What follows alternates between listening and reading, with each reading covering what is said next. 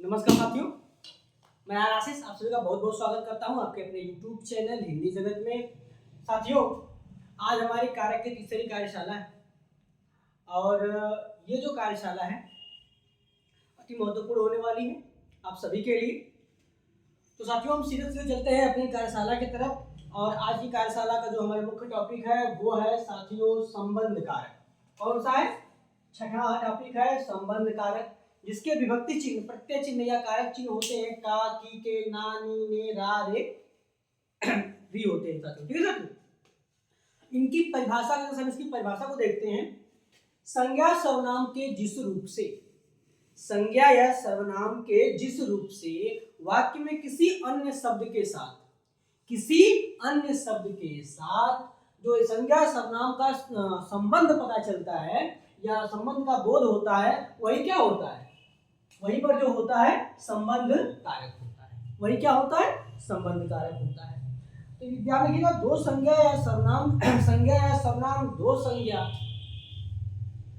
के बीच में का, की, के, ना, नी, ने, रा, री, रे इत्यादि में से कोई न कोई अवश्य आया होगा और एक दूसरे से इनका संबंध बता रहा होगा। किस प्रकार का संबंध हम देख लेते हैं उदाहरण से।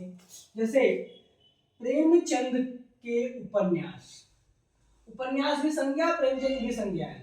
अब के शब्द आया हुआ है, ये के शब्द आया हुआ है और ये क्या बता रहा है? इन दोनों के उपन्यास, इनके बीच के संबंध को बता रहा है कि उपन्यास किसका है? प्रेमचंद का। यानी प्रेमचंद द्वारा लिखित बात है, ये कौन सा है? कर्तृत्व भाव बता रहा है। भाई स्वीकृति की रचना किसने की है? प्रेमचंद ने। अगला है रुपए 20 का चावल। अब ये मोल भाव की बात चल रही है। रुपए 20 का चावल, चावल और रुपए 20 में क्या है? जो का शब्द है वो संबंध बता रहा है। तो यहाँ क्या है? संबंध कारक है।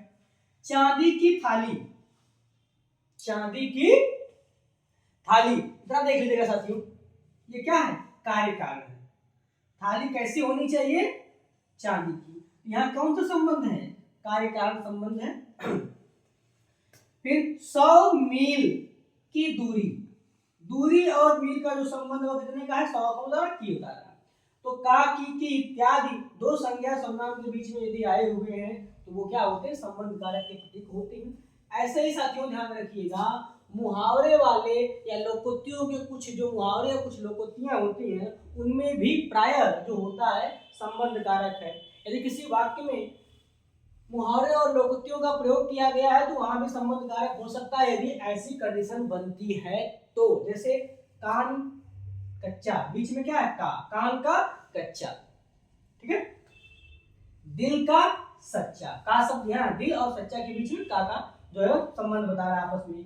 योगी वाली बात, योगी और बात ध्यान रखिएगा, का, के, की, ना, ने, री के स्थान पर यदि वाला या वाली प्रत्यय भी आते हैं तो वहां भी संबंध कारक होता है। जैसे योगी वाली बात पर मुझे विश्वास नहीं है। ठीक है। अब योगी वाली बात यहाँ कही जा रही है, या योगी वाली बात पर मुझे अधिक विश्वास है। तो योगी वाली बात पर, बात और योगी के बीच में जो वाली आया हुआ है ये क्या बता रहा है? इनके संबंध को बता रहा है कि बात किसकी है? ये योगी की। ठीक है, ये योगी जैसी बात है।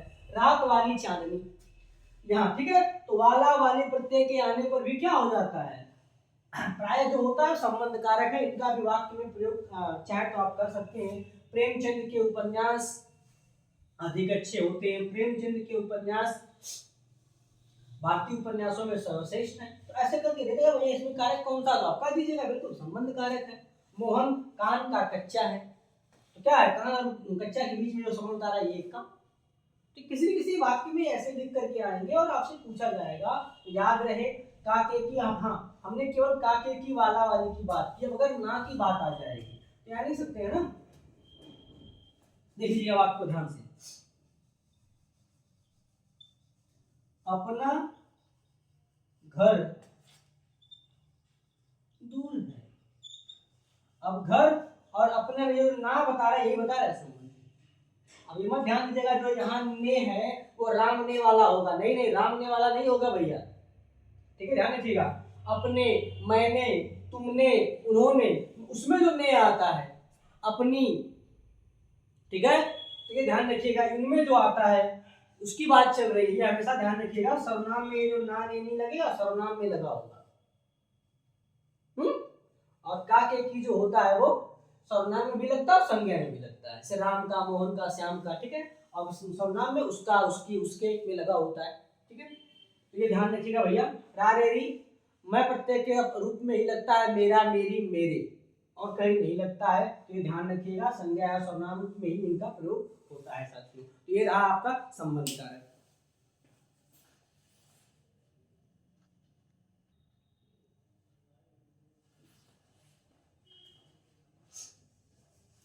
अगला है साथियों हमारा अधिकरण कारक, जिसके विभक्ति में पर प या पे भी आ सकता है। प या पे जो होता है, प्राय जो होता है वो लोकल भाषाओं में कहा जाए तो पूछा जाता है, या आम बोलचाल की भाषा में ही पे या पर का प्रयोग होता है। और जो मानक भाषा है वहां में या पर का ही प्रयोग होता है, ठीक है ना।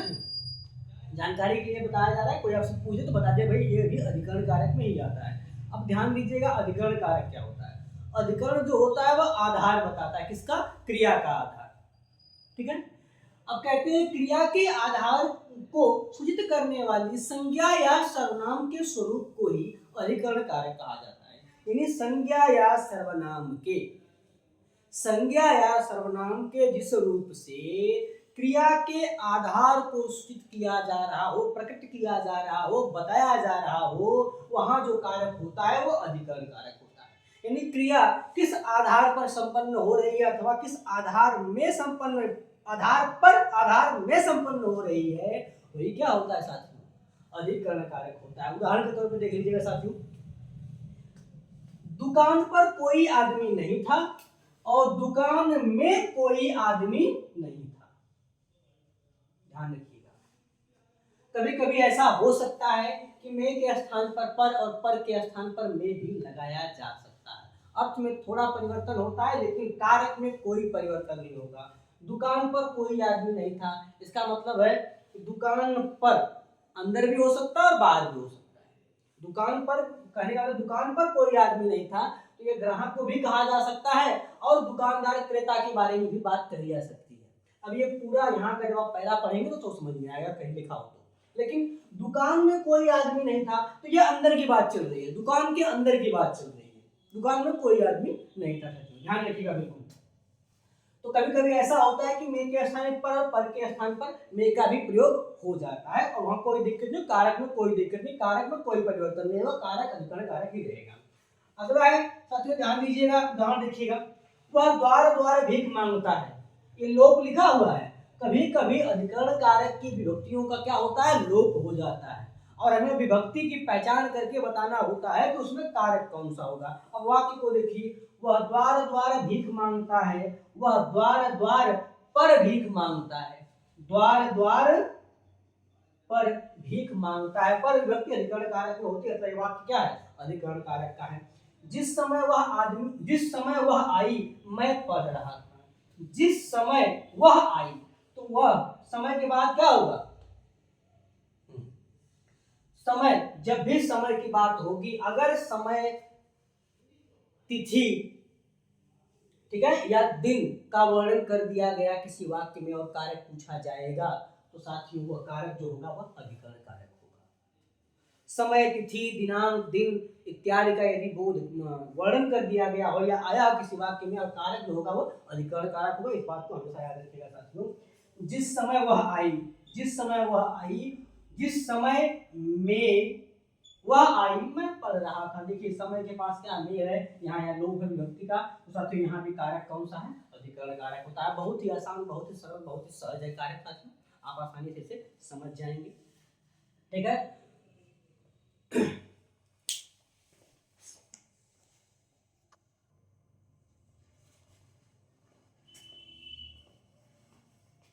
आठवां है साथियों हमारा, आठवां और अंतिम कारक जो हमारा है संबोधन कारक। संबोधन का अर्थ ही होता है किसी को संबोधित करना, बुलाना, पुकारना, किसी भी विषय में सचेत करना, समझाना, ठीक है साथियों। तो हम जरा इस पर बात करते हैं। जो इसके मूल रूप से कारक चिन्ह होते हैं वो हे, अरे, अहो ऐसे होते हैं। और एक बात ध्यान रखिएगा, ऐसे वाक्यों में प्रायः वाक्य के अंत में अथवा वाक्य के किसी विशेष शब्द संज्ञा के साथ ही संबोधन आश्चर्य सूचक चिन्ह का प्रयोग अवश्य किया गया होता है। ठीक है, तो परिभाषा देखिए, संज्ञा सर्वनाम के जिस रूप से किसी के पुकारने, संज्ञा या सर्वनाम के जिस रूप से किसी के पुकारने या किसी को सचेत करने का भाव हो, वही क्या होता है, संबोधन कारक होगा। इसका जो वाक्य होता है ध्यान रखिएगा, इसमें आश्चर्य सूचक विस्मय सूचक जो चिन्ह होता है उसका प्रयोग किया जाता है। विस्मय सूचक चिन्ह कैसे होता है साथियों, ये बिल्कुल ये सीधे और एक नीचे बिंदी होती है, एक सीधी पाई पूर्ण विराम, आप देखो कि नीचे बिंदी दे दीजिए, वो जो होता है विस्मय सूचक चिन्ह होता है, इसका प्रयोग किया गया होता है साथियों। उदाहरण देखिए, हे प्रभु, पुकार का भाव है यहाँ, हे प्रभु हमारी रक्षा करो, पुकारा जा रहा है, विनती की जा रही है, विनम्रता दिखाई जा रही है, दया भाव से मांगा जा रहा है। अरे बाल क्या हुआ, कोई कुछ भी समस्या होगी तो आश्चर्यपूर्वक कहा जा रहा है, अरे बाल क्या हुआ। ये देखिए चिन्ह लगा हुआ, यहाँ भी चिन्ह लगा हुआ है किसका, विस्मय सूचक का, और यहाँ भी चिन्ह विस्मय सूचक का है। अरे मित्र आप आ गए, बिल्कुल आश्चर्य की बात है, हमने आशा नहीं की थी कि मित्र हमारे आएंगे और आ गए। तो जब भी वाक्य में इस प्रकार का चिन्ह दिखाई पड़े, उसमें आश्चर्य, पुकार, विस्मय, विनती, दया इत्यादि का भाव मिल रहा होगा, तो कह देंगे भैया वहां जो कारक होता है वो संबोधन होता है। कारक की आज कार्यशाला समाप्त हुई। 3 कार्यशालाएं कारक की हैं मित्रों। हम एक कार्यशाला में चाहे तो पूरा वीडियो बना सकते हैं, हम इसे 3 चरणों में इसलिए बनाते हैं, छोटे वीडियो बनाते हैं, क्या 2 कार्यशालाएं बनाते हैं, ताकि आपकी को मोबाइल में पढ़ने में थोड़ी आसानी हो, समझने में आसानी हो। और ये जो प्लेलिस्ट में हम डाल देंगे जहाँ से आपको एक बार में मिल जाया करेगी। साथियों एक विशेष बात यह है कि मेहनत और लगन ही आपको सफल बनाएगी। हम पहले भी बता चुके हैं, आपकी मेहनत और लगन के बीच में यदि एक लंबी अवधि का अंतराल हुआ तो सफलता पाने में थोड़ी कठिनाई हो सकती है, थोड़ी और देरी हो सकती है। तो अपनी मेहनत और लगन के बीच में लंबी अवधि का अंतराल मत करिए, निरंतर कार्य करते रहिए। मेहनत के साथ साथ लगन का होना अत्यंत आवश्यक है साथियों। नमस्कार, जय हिंद, जय भारत।